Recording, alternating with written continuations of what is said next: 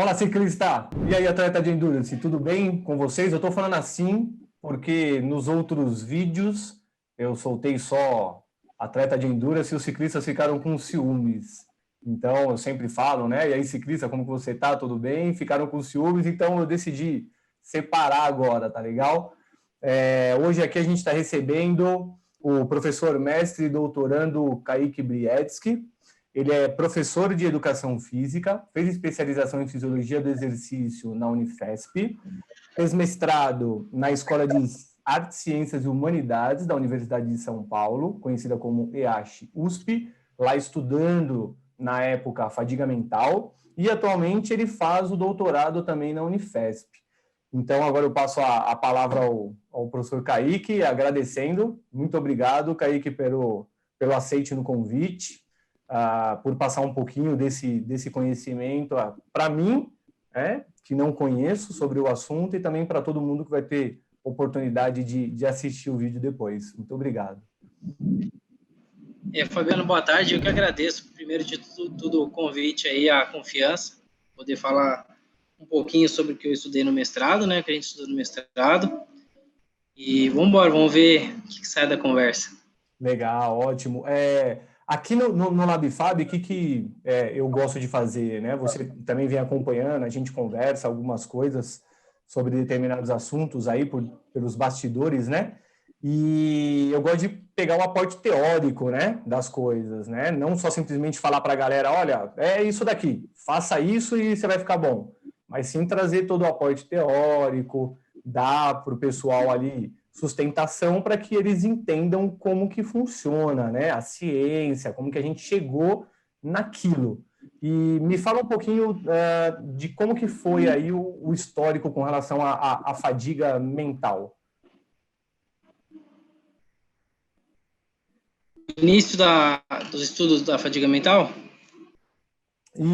Isso. Então, igual, da mesma maneira que a chamada sobre essa série de vídeos de fadiga, a fadiga mental parece ter começado ali com o Ângelo Moço, né, na Universidade de Turim, quando ele viu que professores colegas dele, depois de ministrar uma aula para graduação, na hora de fazer um teste de contração voluntária máxima de flexor dos dedos, do dedo indicador, eles apresentavam a contração voluntária máxima reduzida. Ou seja, o que ele encontrou na época, claro que sem a robustez que a gente tem hoje, né, metodológica, mas foi que quando os professores davam aula por um período prolongado, ou seja, tinha uma demanda cognitiva grande, eles eram capazes de exercer menos força do que quando eles estavam em um dia de folga. E parece que foi aí que saiu o primeiro insight, né, de que além do físico, do fisiológico ali, periférico e tal, algo mental, né, de cognição podia interferir no desempenho físico. Só que aí ficou um tempo bastante grande até isso ser retomado, né, na perspectiva do desempenho físico, quando em 2008, 2009, outro pesquisador também italiano, só que vinculado a uma universidade inglesa, retomou as pesquisas em fadiga mental e desempenho físico. E aí, com toda a robustez que a gente tem hoje, né, ele testou lá alguns ciclistas em um teste de carga constante, ou seja, o ciclista precisa, naquela carga, pedalar o máximo possível. Seria E viu que, de fato... numa determinada potência, pedalar o máximo de tempo que ele conseguir, seria isso? Isso, era estipulado 80% da potência pico do ciclista. Aham. E, tá nessa potência, pedala até a exaustão. Só que antes disso, eles faziam um teste cognitivo que induzia eles ao chamado estado de fadiga mental. Durante 1h30 esse teste. E aí os pesquisadores perceberam que, de fato, o desempenho físico deles era diminuído, só que não tinha nenhuma explicação fisiológica. Porque as medidas fisiológicas, igual frequência cardíaca, lactato, consumo de oxigênio, que são bem tradicionais, né? Elas não alteravam com essa queda de desempenho. Entendi. E aí começou daí uma linha mais forte de que, ó, alguma coisa parece atrapalhar o desempenho físico do pessoal quando eles estão mentalmente cansados.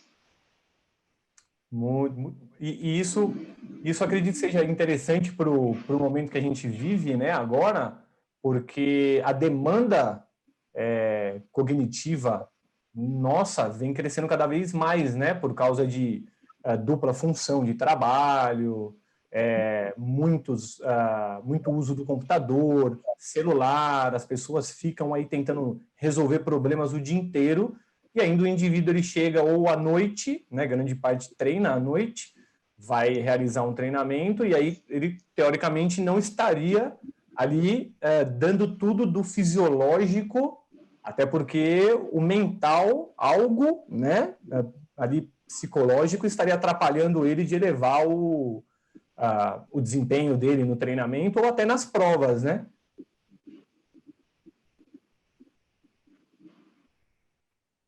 Então, isso tem uma implicação bastante grande, porque se for ver, por exemplo, o que o moço encontrou lá no começo, a atividade era da aula. Então, professores, por exemplo, se treinam, pedalam, correm depois de ministrar uma aula na graduação, na pós-graduação, eles podem ter o desempenho deles reduzido. Uhum. A maneira com que a gente induz fadiga mental no laboratório é através de uma tarefa de atenção sustentada no computador. Tá. E pode ser similar, por exemplo, a uma reunião extenuante ou a estudar horas em frente ao computador. Entendeu? Então, isso está no nosso dia a dia. E agora, esse ano, tem saído estudos mostrando que muito tempo de tela no smartphone diminui o desempenho físico dos indivíduos pela mesma via. Os caras ficam mentalmente cansados e isso reduz o desempenho deles. Então, está no nosso cotidiano, a fadiga mental. Uhum. Entendeu? Isso é bem da prática, né? Entendi, entendi. Então, o que a gente poderia levar mais para os indivíduos seria que,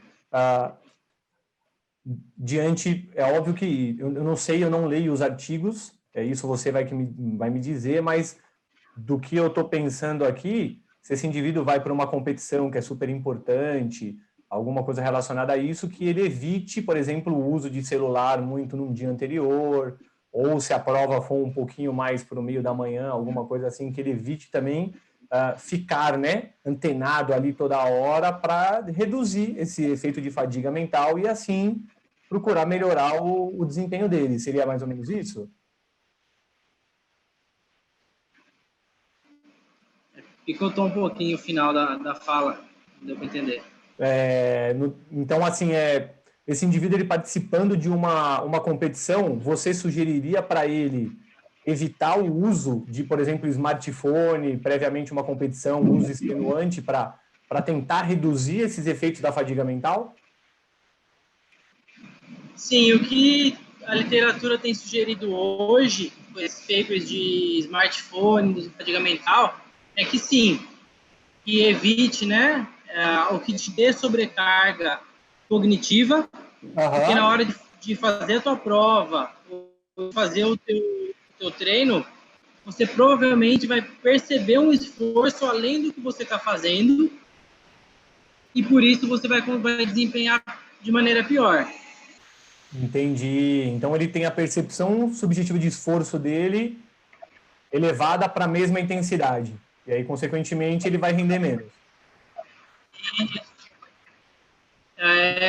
De maneira mais palpável, né, são mecanismos cerebrais que acontecem antes, né, de a gente perceber o esforço, mas o que faz o indivíduo perder desempenho é a maior percepção subjetiva de esforço, entendeu? Entendi, entendi. E, ô Kaique, conta pra gente o que você fez um pouquinho no mestrado, se você puder contar mais ou menos o que você conseguiu observar com isso. Eu me lembro até que eu participei no estudo piloto que vocês mensuraram atividade, né, eletromiográfica, a parte ali elétrica do cérebro, né, chamada de eletroencefalograma. Conta um pouquinho para deixar a galera um pouco mais a par de como que está a ciência do esporte, né, e o que a gente vê aí no ciclismo com relação ao cérebro e à fadiga mental. Então, quando eu entrei no mestrado, já era bem estabelecida, né, essa área de que fadiga mental reduziria o desempenho físico, principalmente de endurance, né, bicicleta, ciclismo. Em exercício de força, esse efeito é reduzido, aparentemente nem efeito tem, tá, da fadiga mental sobre treino de força. E aí a gente falou assim, então tá, a fadiga mental diminui o desempenho físico de ciclistas, triatletas, de endurance. Vamos procurar uma estratégia para reverter isso. E lá no laboratório a gente tem a característica de trabalhar com manipulação ergogênica já há algum tempo, né, da linha do professor Flávio. E aí a gente teve dois projetos. Um que é o do Paulo, que a gente testou a cafeína como potencial recurso para mitigar os efeitos da fadiga mental, e o meu do mestrado, que a gente usou o bochecho com carboidrato com a mesma finalidade, mitigar os efeitos da fadiga mental. E o que a gente viu em ambos foi que tanto cafeína quanto o bochecho com carboidrato reduzem esses efeitos da fadiga mental sobre o desempenho físico, ou seja, os indivíduos perdiam desempenho físico depois de uma tarefa de atenção sustentada de 40 minutos. Para você ver que, 40 minutos, todo mundo passa 40 minutos num computador ou fazendo uma tarefa cognitiva, né, hoje. Sim. Mesmo eles perdendo desempenho, a cafeína melhorou o desempenho físico deles, ou seja, reverteu esse estado de fadiga mental, e o bochecho de carboidrato também. Legal. Tá? E aí, a base, a gente, nesse caminho, a gente mensurava, igual você falou, o eletroencefalograma, principalmente em região de córtex pré-frontal, que é ali onde vai fazer integração de emoção, vai ser ativado ou desativado com uma tarefa cognitiva. E a gente viu que quando as pessoas só entram no estado de fadiga mental, essa região cerebral, ela tem uma menor ativação. Ou seja, ela fica trabalhando mais fraquinho. A gente chama de oscilação de bandas lentas, né, do cérebro. Perde um pouquinho da capacidade. E isso reduz o desempenho dela. Entendi. E aí Tá. A hipótese de trabalhar com cafeína ou com bochecha de carboidrato é que eles atuam na mesma estrutura, né, essa região frontal do córtex, só que atuam em direção oposta. Ou seja, aumentam a ativação dessa região cortical. Entendeu? Entendi. Com isso, aumenta também mais ali a ativação cerebral, o que, consequentemente, vai enviar mais sinais para a musculatura também, para o músculo contrair e gerar mais tensão, mais potência, né? Isso. A ideia é essa. É difícil de dizer que a gente fez do bochecho com carboidrato e aumentou o output, né, o comando motor, porque a gente não mediu eletromiografia, não mediu nada ali no músculo. Mas a hipótese é essa, a ideia é que sim, o bochecho com carboidrato reduza, né, essa diminuição da atividade cerebral, ou seja, aumente essa ativação cerebral, e aí com isso consiga mitigar o efeito da fadiga mental. Só para deixar a galera ciente, a gente vai ter um vídeo mais adiante falando desse bochecho de carboidrato. Aí você vai falando, nossa, mas bochecho de carboidrato, não precisa engolir, não. O indivíduo vai, bochecha e cospe. E isso daí a gente já verifica em algumas manipulações que o indivíduo melhora o desempenho dele. Tá legal? Mas isso mais para frente a gente vai falar. E é interessante, Kaique, porque em diversas provas de endurance, o indivíduo ele tem que tomar a decisão, né? Se ele vai, quando que ele vai dar o sprint final, por exemplo, no caso do ciclismo, se ele aquela escapada ali, né, do pelotão vai vingar ou não, ele tem que tomar a decisão para ir para aquela fuga, e se ele está com fadiga mental, provavelmente vai atrapalhar essa tomada de decisão dele, já que isso também é feito na parte do córtex pré-frontal, né? isso deve ser prejudicado. Eu desconheço algum trabalho que tenha mensurado isso, avaliado de maneira direta, né? Mas se você for pensar por um racional, sim, porque a tomada de decisão é feita toda ali de maneira frontal, né? Aham. E é ali que a fadiga mental tem explicação fisiológica. Então é possível que sim. Legal. Ótimo. Mais Ótimo. uma implicação, né? Além de piorar o desempenho do indivíduo, dele gerar menos potência, gerar menos trabalho, menor velocidade, a tomada de decisão pode ser prejudicada. Prejudicada. Então, é mais um argumento para fazer com que vocês, atletas, então, reduzam aí, né, pré uma competição, ou a gente sabe que na semana para treinar é difícil por causa do trabalho, mas pelo menos pré-competição fica uma sugestão aqui para reduzir aí o uso do celular, de computador e etc., para ir para a competição num estado mais ativado e com menos fadiga mental. Lembrando que, igual o Kaique falou, então o carboidrato agiria e a cafeína também melhoraria, reverteria esses efeitos da fadiga, né? Sim. Esse é sobre quanto tempo antes da tarefa física a fadiga mental parece ser influente, isso é difícil, isso não tem literatura. É um gap muito, infelizmente, coberto, né? Pô, será que se eu ficar 40 minutos em repouso já não resolve? É possível que sim. Particularmente, acredito que sim, mas não tem literatura. Legal. Entendeu? O que acontece é, no mínimo 30 minutos de tarefa cognitiva já induz esse estado de fadiga mental. Menos que isso, aparentemente, não.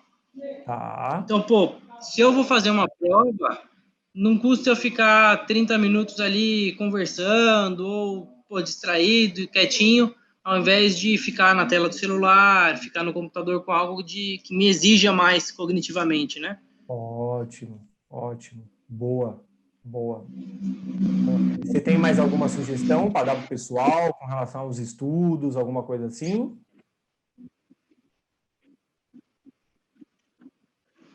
Não, eu acho que sobre fadiga mental é bem por aí. Tomar cuidado com essa exposição a tarefas cognitivas, né? Antes de você precisar desempenhar algo.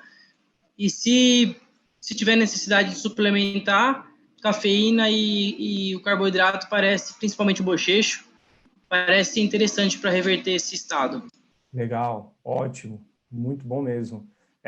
E só para a gente fechar aqui, né, para não deixar também o vídeo muito longo, o pessoal assistir, acredito que a mensagem principal foi passada, é que cada vez mais a ciência do esporte tem estudado e demonstrado que o desempenho, que a educação física caminha além dos músculos só, gente, né? Vai para o cérebro, benefícios cerebrais, como nós já vimos aqui com o Jumes, com o Raul, vai também para a parte cognitiva, você entendeu? E aí essa toda integração que a gente cada vez mais tem estudado. Principalmente o que você falou aí no grupo de estudo em psicofisiologia do exercício, liderado pelo professor Flávio Oliveira Pires. Isso. Kaique, Essa integração entre psicologia e desempenho. Kaique, para finalizar, eu quero agradecer a sua participação e para todo convidado que vem aqui, vai ganhar uma caneca do LabFab e o professor tem o nome de citação colocado na caneca também. Depois eu vou te encontrar para te entregar, tá bom? Sim, troço que eu adoro é caneca mesmo. A gente gosta, né? Tomar café, chá, fazer tudo trabalhando, é muito bom. Pô, chique demais. Tá? E muito obrigado por participar aqui, tá legal?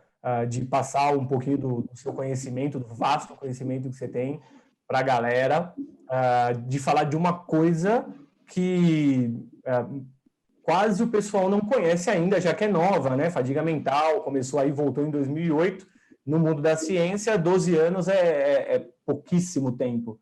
Então, muito obrigado por contribuir com a gente, com toda a sociedade, valeu mesmo, Kaique. Eu que agradeço pelo convite novamente aí. E quando quiser conversar, só chamar. Tamo junto. Obrigado. Tchau. Obrigado.